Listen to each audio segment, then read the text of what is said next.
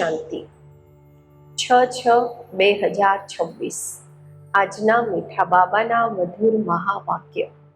મીઠા બાળકો, અમૃત વેળાનો સમય ખૂબ ખૂબ સારો છે, એટલે સવારે સવારે ઉઠીને એકાંતમાં બેસી બાબા સાથે મીઠી મીઠી વાતો કરો।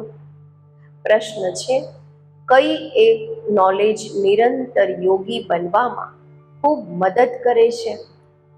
ઉત્તર છે ડ્રામાની। જે કંઈ વીત્યું ડ્રામાની ભાવી, જરાય પણ સ્થિતિ હલચલમાં ન આવે, ભલે કેવી પણ પરિસ્થિતિ હોય। અર્થક્વેક આવી જાય, ધરતીકંપ થઈ જાય, ધંધામાં ખોટ પડી જાય, પરંતુ જરાય પણ સંશય પેદા ન થાય। આને કહે છે મહાવીર। જો ડ્રામાને યથાર્થ નોલેજ નથી તો આંસુ વહાવતા રહેશે। નિરંતર યોગી બનવામાં ડ્રામાની નોલેજ ખૂબ મદદ કરે છે। ગીત છે ઓમ નમઃ શિવાય। ઓમ શાંતિ।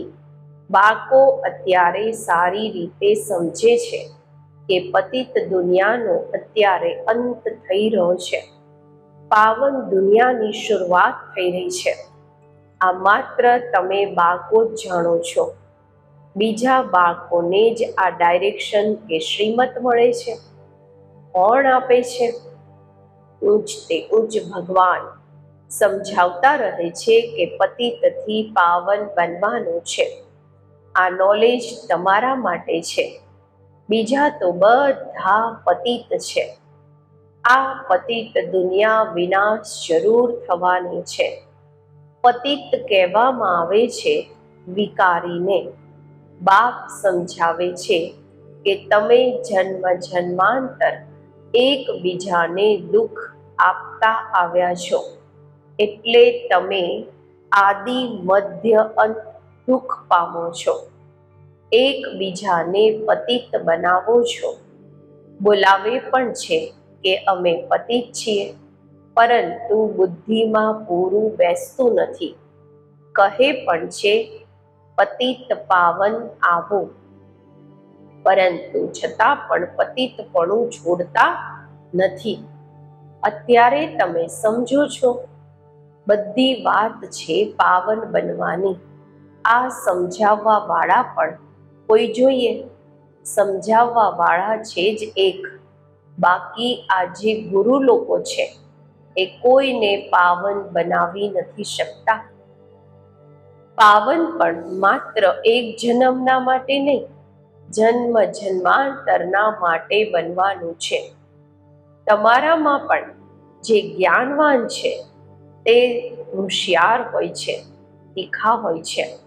ડ્રામા અનુસાર એ નોંધ છે। તમારામાં પણ મહાવીરપણું જોઈએ, તે આવશે બાબાની યાદમાં રહેવાથી। બાપ ખૂબ સારી રીતે બેસીને સમજાવે છે। જેમ બાબા કહે છે કે સવારે ઉઠીને યાદ કરો, એ સમય ખૂબ સુંદર છે યાદ કરવાનો। કોઈને જેને પ્રભાત કહેવામાં આવે છે, સવારનો વહેલી સવારનો સમય, ભક્તિ માર્ગમાં પણ કહે છે રામ સિમર પ્રભાત મોરે મન, એવું કહે છે, ગાય છે। બાપ પણ કહે છે સવારે ઉઠીને બાપને યાદ કરો તો ખૂબ મજા આવશે। બાપની યાદમાં બેસી આ વિચાર કરવો જોઈએ કે કેવી રીતે કોઈને સમજાવીએ।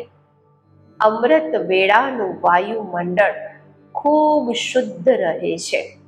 સાધુ, સંત, ભક્ત વગેરે બધા ભક્તિ પણ પ્રભાતમાં કરે છે, સવારમાં કરે છે। આમ તો યાદ દિવસમાં પણ કરી શકો છો। ધંધામાં ભલે રહો, બુદ્ધિનો યોગ જે દેવતાઓના પૂજારી હશે એમની પાસે હશે, પરંતુ એવા કોઈનો રહેતો નથી। કામ કરતા પણ બુદ્ધિયોગ બાબા સાથે રહે એવો કોઈનો રહેતો નથી। બાબા કહે છે ભક્તિ માર્ગમાં માત્ર દર્શનના માટે મહેનત કરે છે. મળતું કંઈ પણ નથી. એને પણ ભક્તિ કરતા કરતા તમો પ્રધાન બનવાનું જ છે. ભક્તિ માર્ગમાં પણ શિવ પર બલિ ચડે છે, જેને કાશી કલબટ કહે છે. શિવને યાદ કરતા કરતા કૂવામાં કૂદી પડે છે. શિવની ઉપર બલિ ચડે છે. એ પણ ભક્તિ માર્ગની બલિ છે. આ છે જ્ઞાન માર્ગની બલિ. બાબા કહે છે બાબા ઉપર બલિહાર જવાનું છે. એ પણ મુશ્કેલ, આ પણ મુશ્કેલ છે. ભક્તિ માર્ગમાં એનાથી કંઈ ફાયદો નથી. આ જેમ કે આત્મા પોતાના શરીરનો ઘાત કરે છે. આ કોઈ જ્ઞાન નથી. એ પણ કહી દે છે આત્મા સો પરમાત્મા. આત્મ અભિમાની તો એક બાપ જ છે, જે બાળકોને સમજાવે છે કે પરમાત્મા તો હું એક જ છું. આપણે આત્મા સો પરમાત્મા કેવું? આ મોટામાં મોટું જૂઠ છે, ખોટું છે. આ તો થઈ નથી શકતું. બાપ કહે છે હું આવું જ છું પતિતોને પાવન બનાવવા. સો પાવન બનાવી રહ્યો છું. બાકી તો ડ્રામામાં જે થવાનું છે તે થશે જ. સમજો, અર્થક્વેક થાય છે, ધરતીકંપ થાય છે, છત નીચે પડી જાય છે. કહેશે ભાવી કલ્પ પહેલા પણ એવું થયું હતું. આમાં જરાય પણ હલવાની જરૂર નથી. ડ્રામા પર પાક્કું ઊભું રહેવાનું છે. આને જ મહાવીર કહેવામાં આવે છે. એક્સિડન્ટ વગેરે તો અનેકના અનેક થતા રહે છે. પછી કોઈની રક્ષા કરે છે શું? આ તો ડ્રામામાં નોંધ છે. એવો જ ડ્રામામાં પાઠ છે. જે ડ્રામાને નથી જાણતા તે દેહને યાદ કરીને આંસુ વહાવે છે. તે ક્યારેય શિવ બાબાને યાદ કરી નથી શકતા, કારણ કે શિવ બાબા સાથે પ્યાર નથી, સાચી પ્રીત નથી. બાપની સાથે તો પૂરી પ્રીત હોવી જોઈએ. શિવ બાબાની સાથે પ્રીત બુદ્ધિ તમે કલ્પ કલ્પ બનો છો. દેવતાઓની બાપની સાથે પ્રીત બુદ્ધિ હતી એવું નહીં કહેશો. દેવતાઓની કઈ પ્રીત બુદ્ધિ હતી? એમની આ પ્રીતથી તે પદ પામ્યા છે. એમણે તો બાબા સાથે પ્રીત રાખી એટલે એને દેવતાઈ પદ પ્રાપ્ત થયું છે. ત્યાં તો ખબર જ નહીં રહેશે કે આખા કલ્પમાં તમને શિવ બાબાની ખબર પણ નહીં રહેતી કે જે પ્રીત રાખી શકો. અત્યારે બાપે પોતાનો પરિચય આપ્યો છે. હવે બાપ કહે છે કે બીજા બધા સંગ તોડી મુજ એકની સાથે જોડો. આ વિનાશ કાળ તો જરૂર છે. આ પણ તમે બાળકો જાણો છો. મનુષ્ય તો બિલકુલ જ ઘોર અંધકારમાં છે. તમે અત્યારે સમજો છો અમને તો બાપથી પૂરો વારસો લેવાનો છે. યાદ વગર સતો પ્રદાન નથી બની શકતા. સર્જન બની પોતાના રોગને જોવાના છે. શ્રીમત પર જોવાનું છે કે અમારી બાપની સાથે કેટલી પ્રીત છે. અમૃત વેળા જ બાપને યાદ કરવા સારા છે. પ્રભાતનો સમય ખૂબ સારો છે. તે સમયે માયાના તોફાન નહીં આવશે. રાત્રે 12 વાગ્યા સુધી તપસ્યા કરવાનો કોઈ ફાયદો નથી, કારણ કે ટાઈમ જ ગંદો હોય છે. વાયુમંડળ ખરાબ રહે છે. તો 1 વાગ્યા સુધી છોડી દેવું જોઈએ. 1 વાગ્યા સુધી બિલકુલ બાબાને યાદ નહીં કરવા જોઈએ. વાતાવરણ ગંદુ હોય છે. 1 વાગ્યા પછી વાયુમંડળ સારું રહે છે. બાપ કહે છે પોતાનો તો છે જ સહજ રાજ્યો. આપણો તો સહજ રાજ્યો છે, ભલે આરામથી બેસો. બાબા પોતાનો અનુભવ પણ સંભળાવે છે. કેવી રીતે બાબા સાથે વાતો કરું છું? બાબા, કેવો વન્ડરફુલ ડ્રામા છે. તમે કેવી રીતે આવીને પતિતથી પાવન બનાવો છો? આખી દુનિયાને પલટો છો, બદલી નાખો છો. ખૂબ વંડર છે, અદ્ભુત છે. જેમ બાબાને વિચાર આવે છે એમ બાળકોને પણ આવવા જોઈએ. કેવી રીતે મનુષ્યનો બેડો પાર કરીએ અથવા કેવી રીતે નૈયા પાર કરીએ? બાપ કહે છે, તમે બોલાવતા રહો છો, હે પતિત પાવન આવો. હવે હું આવ્યો છું. અત્યારે તમે પતિત નહીં બનો. પતિત થઈને સભામાં આવીને નહીં બેસો. નહીં તો વાયુમંડળ અશુદ્ધ કરી દો છો. બાબાને ખબર તો પડે છે. દિલ્હીમાં, બોમ્બેમાં એવા વિકારમાં જવાવાળા આવીને બેસી જતા હતા. ગવાયેલું પણ છે. અસુર આવીને વિઘ્ન નાખીને બેસતા હતા. વિકારમાં જવાવાળાને અસુર કહેવામાં આવે છે. વાયુમંડળને ખરાબ કરી દે છે. એમના માટે સજા ખૂબ કડી છે. બાબા સમજાવે તો બધી વાતો છે, છતાં પણ પોતાનું નુકસાન કરવા સિવાય રહેતા નથી. બાબા કહે છે, પોતાને ખોટ પાડ્યા વગર રહેતા નથી. ખોટું પણ બોલે છે. નહીં તો તરત લખી દેવું જોઈએ, બાબા અમારાથી આ ભૂલ થઈ, ક્ષમા કરજો. પોતાના પાપ લખી દો, નહીં તો વૃદ્ધિને પામતા રહેશે અને રસાતળમાં ચાલી જશો. આવે છે કંઈક લેવા માટે અને વધારે જ કાન કાપી લે છે. આ પણ ડ્રામામાં પાઠ છે. એવા અસુર કલ્પ પહેલા પણ હતા, અત્યારે પણ છે. અમૃત છોડીને વિષ પીવે છે, પોતાનો પણ ઘાત કરે છે અને બીજાને પણ નુકસાન પહોંચાડે છે. વાયુમંડળ ખરાબ કરી દે છે. બ્રાહ્મણીઓ પણ બધી એક સમાન નથી. મહારથી, ઘોડેસવાર, પ્યાદા બધા છે. તમને બાળકોને અથાગ ખુશી હોવી જોઈએ. બાબા મળ્યા, બીજું શું જોઈએ? હા, પોતાના બાળકો વગેરેને જરૂર સંભાળવાના છે. એવું નહીં કે બાબા આ બધા તમારા છે, હવે તમે સંભાળો, અમે તો તમારા બની ગયા.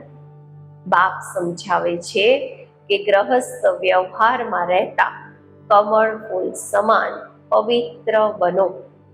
કોઈ પણ પતિત કામ નહીં કરો. બસ પહેલી વાત છે કામની. દ્રૌપદીએ પણ આના પર જ બોલાવ્યા કે અમને આ નંગન કરે છે. બોલાવ્યા પણ ત્યારે હતા જ્યારે બાપ સાંભળવા વાળા આવ્યા હતા. બાપને આવવાના પહેલા કોઈ પણ બોલાવતા નથી. કોને બોલાવશે? બાબા આવ્યા છે ત્યારે જ તો બોલાવે છે. પતિતથી પાવન બનીને પછી ક્યાં જશે? પાછા જવાનું છે. એ તો આ જ સમય છે. બધાના સદગતિ દાતા, લિબરેટર એક જ છે. અહીંયા તો દુઃખ છે. સાધુ સંત વગેરે કોઈ પણ સુખી હોઈ ન શકે. બધાને કોઈ ન કોઈ દુઃખ, રોગ વગેરે થતો જ રહે છે. કોઈ ગુરુ આંધળા લૂલા પણ હોય છે. જરૂર કોઈ એવું કામ કર્યું છે ત્યારે તો આંધળા લૂલા વગેરે બને છે. સતયુગમાં કોઈ આંધળા લૂલા વગેરે થોડી હશે. મનુષ્ય થોડી સમજે છે. બાપ જ આવીને સમજાવે છે. બાપ જ જ્ઞાનના સાગર પતિત પાવન છે. બાકી તો બધી છે ભક્તિ. તે ભક્તિ માર્ગ જ અલગ છે. એ છે સીડી ઉતરવાનો માર્ગ. ઉતરવામાં, જીવનબંધમાં આવવામાં 84 જન્મ લાગે છે અને પછી 1 સેકન્ડ લાગે છે જીવન મુક્ત બનવામાં. જો એમની મત પર ચાલી બાપને યાદ કરે તો નંબર વાર તો છે ને. કહે છે અમને ફલાણી ટીચર મળે તો સારું છે, તો જરૂર પોતે કમજોર છે ત્યારે તો કહે છે ફલાણીને 2-4 મહિના માટે મોકલી દો. બાબા કહે છે આ પણ ભૂલ છે. તમે બ્રાહ્મણીને કેમ યાદ કરો છો જ્યારે કે બાપ સહજ વાત બતાવે છે? માત્ર બાપને યાદ કરો અને સ્વદર્શન ચક્ર ફેરવો. બીજાને પણ સમજાવો. બસ, આમાં બ્રાહ્મણી આવીને શું કરશે? આ તો સેકન્ડની વાત છે. તમે ધંધામાં આ ભૂલી જાઓ છો, છતાં પણ બ્રાહ્મણી આ જ કહેશે મન બના ભવ. ઘણા બુદ્ધુ લોકો સમજતા નથી, માત્ર કહે છે બ્રાહ્મણી સારી જોઈએ. જ્ઞાન તો તમને મળ્યું છે ને. બાપ અને વારસાને યાદ કરો. દેહ અભિમાનને છોડો. આ અમારું સેન્ટર છે, આ એમનું સેન્ટર છે, આ જિજ્ઞાસુ અહીંયા કેમ જાય છે, આ બધું દેહ અભિમાન છે. બધા શિવ બાબાના સેન્ટર્સ છે, અમારા થોડી સેન્ટર છે. તમને આ કેમ થાય છે કે ફલાણા અમારા સેન્ટર પર કેમ નથી આવતા? ક્યાંય પણ જાય, બાબા હંમેશા કહે છે કોઈથી પણ માંગો નહીં. આ સમજી શકે છે કે બીજ નહીં વાવીશું તો મળશે શું?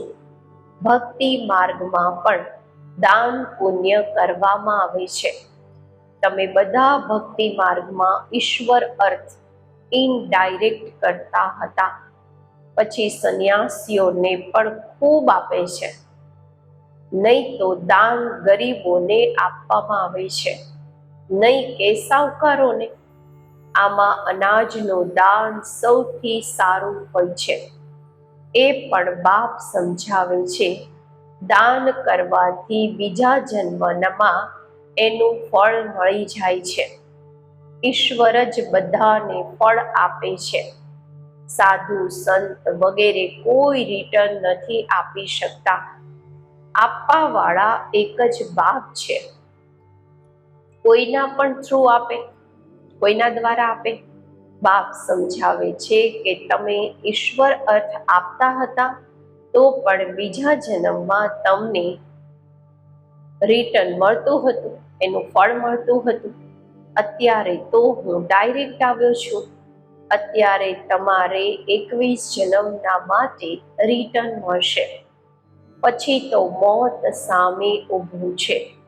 ભક્તિ માર્ગમાં તમને એવું નહીં કહેતા હતા કે મોત સામે ઊભું છે એટલે પોતાનું સફળ કરો. ભક્તિ માર્ગમાં એવું કોઈ નથી કહેતા. ભક્તિ માર્ગમાં તમને એવું કોઈ નથી કહેતું. તો અત્યારે બાપ સમજાવે છે જેને પણ જોઈએ તે રૂહાની હોસ્પિટલ ખોલી દો. કોઈ કહે છે મકાન બનાવીએ, એમાં આ હોસ્પિટલ ખોલીએ. બાપ કહે છે આજે મકાન બનાવો અને કાલે મરી જાઓ તો આ બધું ખલાસ થઈ જશે. શરીર પર ભરોસો નથી, જે છે એમાં જ ત્યાં સુધી એક રૂમ રાખી દો. જે છે એમાં જ જ્યાં સુધી છો ત્યાં સુધી એક રૂમ રાખી દો, જેમાં રૂહાની હોસ્પિટલ, રૂહાની કોલેજ બનાવો. અનેકોનું કલ્યાણ કરશો તો ખૂબ ઉચ્ચ પદ પામશો. અચ્છા, મીઠા મીઠા સિકિલધા બાળકો પ્રત્યે માતા પિતા બાપ દાદાના યાદ પ્યાર અને ગુડ મોર્નિંગ. રૂહાની બાપના રૂહાની બાળકોને નમસ્તે. આપણે રૂહાની બાળકોના રૂહાની બાપને નમસ્તે. ધારણા માટે મુખ્ય સાર. પહેલું છે, શ્રીમત પર પોતે પોતાને જોવાના છે કે આ વિનાશ કાળમાં મારી એક બાપ સાથે સાચી પ્રીત છે. બીજા બધા સંગને તોડી એક સંગ જોડ્યું છે. ક્યારેય કોઈ વિકર્મ કરીને અસુર તો નથી બનતા. એવી ચેકિંગ કરી સ્વયંને પરિવર્તન કરવાનું છે. બીજું, આ શરીર પર કોઈ ભરોસો નથી, એટલે પોતાનું બધું જ સફળ કરવાનું છે. પોતાની સ્થિતિ એકરસ અચળ બનાવવા માટે ડ્રામાના રહસ્યને બુદ્ધિમાં રાખીને ચાલવાનું છે. આજનું વરદાન: વારંવાર હાર ખાવાને બદલે બલિહાર જવાવાળા માસ્ટર સર્વશક્તિમાન વિજયી ભવ. સ્વયંને સદા વિજયી રત્ન સમજીને દરેક સંકલ્પ અને કર્મ કરો તો ક્યારેય પણ હાર થઈ નથી શકતી. માસ્ટર સર્વશક્તિમાન ક્યારેય હાર નથી ખાઈ શકતા. જો વારંવાર હાર થાય છે તો ધર્મરાજની માર ખાવી પડશે, અને હાર ખાવા વાળાને ભવિષ્યમાં હાર બનાવવા પડશે. દ્વાપરથી અનેક મૂર્તિઓને હાર પહેરાવવા પડશે. એટલે હાર ખાવાની બદલે બલિહાર થઈ જાઓ. પોતાના સંપૂર્ણ સ્વરૂપને ધારણ કરવાની પ્રતિજ્ઞા કરો તો વિજયી બની જશો. સ્લોગન છે: ક્યારે શબ્દ કમજોરી સિદ્ધ કરે છે, એટલે અત્યારે કરીશું નહીં. ક્યારે કરીશું નહીં, અત્યારે કરવાનું છે. અવ્યક્ત ઈશારા: સદા હર્ષિત રહેવા માટે પોતાની નેચરને, સ્વભાવને સરળ બનાવો, સહનશીલ બનો. આ બેહદની સ્ટેજ પર હું ખેલાડી છું. આ ખેલાડીની સ્ટેજ સદા હર્ષિતમુખ રહેવાનો અનુભવ કરાવે છે. કોઈ પણ પ્રકારની કોઈ પણ વાત જેને દુનિયાવાળા આપદા સમજે છે, પરંતુ ખેલાડી બની ખેલ કરવા વાળા અને સાક્ષી થઈ ખેલ જોવા વાળા એવી આપદાના રૂપને ખેલ સમજી સહનશીલતાની શક્તિથી મનોરંજનનો અનુભવ કરે છે. ઓમ શાંતિ.